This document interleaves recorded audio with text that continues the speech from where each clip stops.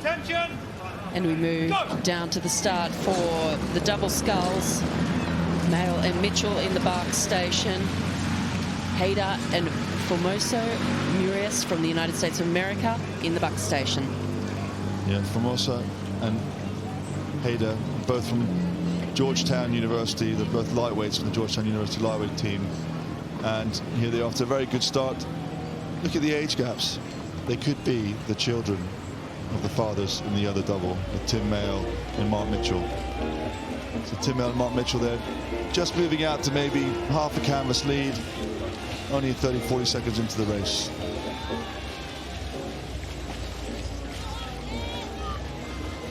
So it's pretty amazing, this story, I think, with Tim Mayle and Mark Mitchell.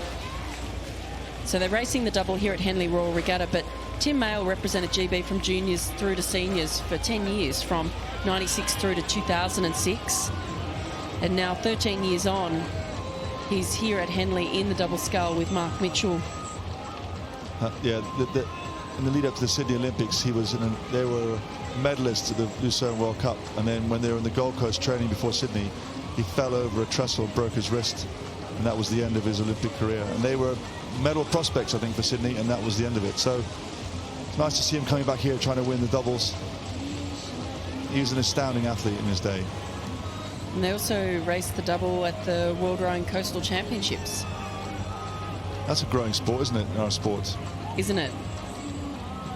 It'll be really interesting to see how rowers move maybe from one discipline to the other, both from flat water to coastal or from coastal to flat water. Yeah, it's a rugged sport, that, rowing on the coast. So here it looks like Tim Mayle and Mark Mitchell moving out to maybe half a length lead on the Georgetown crew. But this is going to be a tough race. The young guys, you'd say they have the legs really through the whole race, but it's not just about fitness and power, is it? No, absolutely not. As we said before, there are a number of factors related to making a boat go fast, but as you say, age does have some impact. The 22 and 23-year-olds in the American boat as compared to 43 and 45 years of age in the British boat. And it's starting to show now, isn't it? It looks like Hayda Formoso-Murias starting to just a very simple rhythm. They row very neat and tidy, and they're just now moving through both Mitchell and Mayle. Yeah, and I think that's it done to me. It looks like the young guys really are just going to row away now in a really rhythmical way. Yeah, Hayda and Formoso-Murias from the United States of America looking pretty comfortable at this point now, although we'd know not to write anyone off at Henley Royal Regatta. Even in the last few hundred metres, things can change. Yeah, they certainly did earlier on. Formoso-Murias in the stroke seat here, with the one without the hat on, he won the IRA Championships in June in the men's lightweight 4-foot Georgetown. And here the guys have come a long way for this, doing a really good job. The small boats are always tough. The conditions are difficult. It's very vulnerable out there. There's just two of you having to do all the training and racing, but that's a really mature performance against Mitchell and Mayle.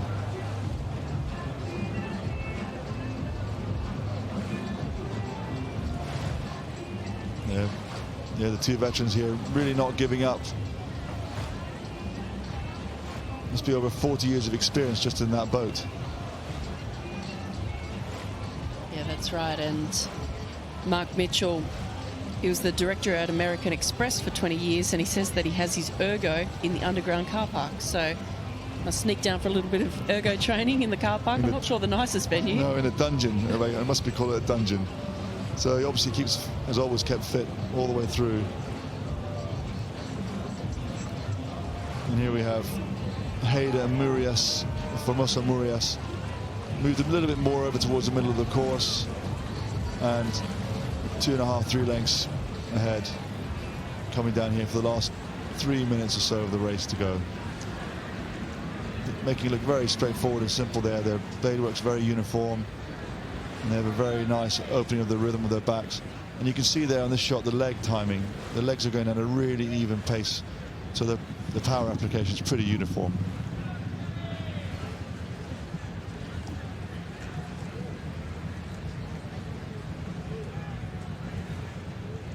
And, oh, big crab there from the stroke seat. I don't know what is happening this afternoon, but that was Hayda Formoso-Murias in the stroke seat of the USA double.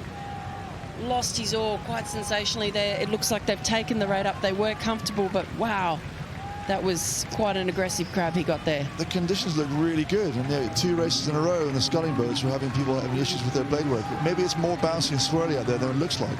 Yeah, look, the evening session is really tough. You know, the boats have been going up and down all day. There's a bit of a breeze. That water isn't easy. It's quite deceptive on camera, but it is actually quite a bit of movement under the water, even though there's not much action, I guess, on top of the water with waves or anything like that. Yes, the pleasure cruisers going down on the left-hand side. But here they've got their composure back together again. But they've really had to work a bit harder than they thought. Haven't they? And a bit of a shout out for Hayda. He says, "Hi, Mum and Dad." So if you're watching in the United States, he's about to take the win in the doubles over Mail and Mitchell from Great Britain. A great result for these two now, flat water turned coastal rowers. But unfortunately, their journey ends here on the Friday.